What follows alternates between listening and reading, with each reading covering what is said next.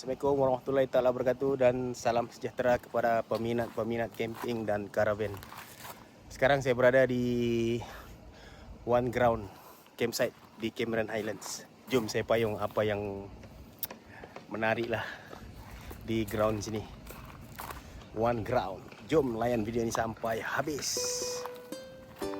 Oke, ini kalau korang masuk daripada sini, ini tempat parking. Ini toilet, sinki, terus pergi sini. Inilah tapak dia. Saya ingat muat 4 kita orang tadi pacak sini 4 kemah. Memang sejuk, malam sini sejuk. Bawah pun ada, tapi kena angkut barang sikit lah. Tapi kalau yang ni punya tapak, memang dia belakang parking. Toilet dekat.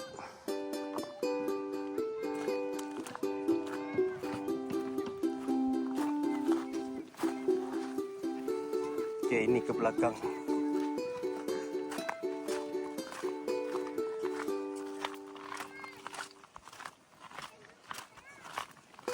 Ni tapak private lah.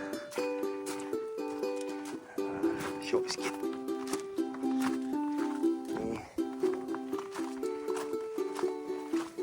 dia ada kedai.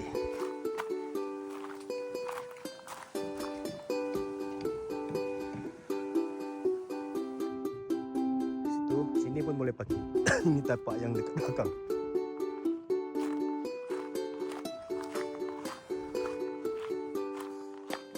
Ni plug point ada.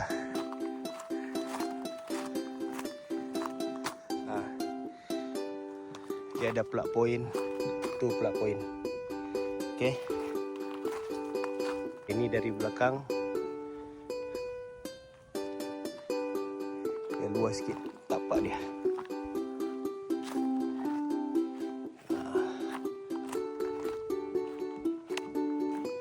Okey. Tu parking pun senang. Ni jenis-jenis tapak. Dia tidak berframe lah, tapi ada batas lah. Di belakang dia ada sinki, ada toilet. Jom kita pergi toilet. Okey.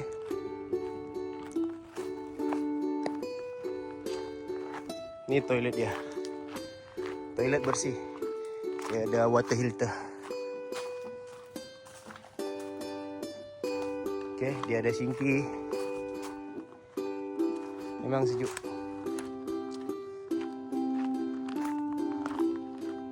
Ini tapak belakang sikit. Dia menggunakan batu 3 suku. Ni dia dalam petak lah. Saya ingat boleh muat 2 kemah kot.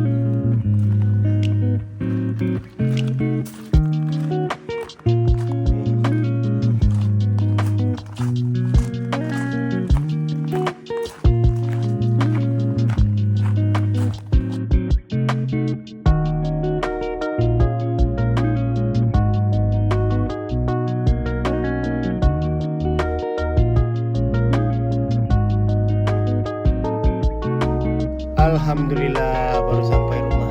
Oke, assalamualaikum semua. Sadaqallah.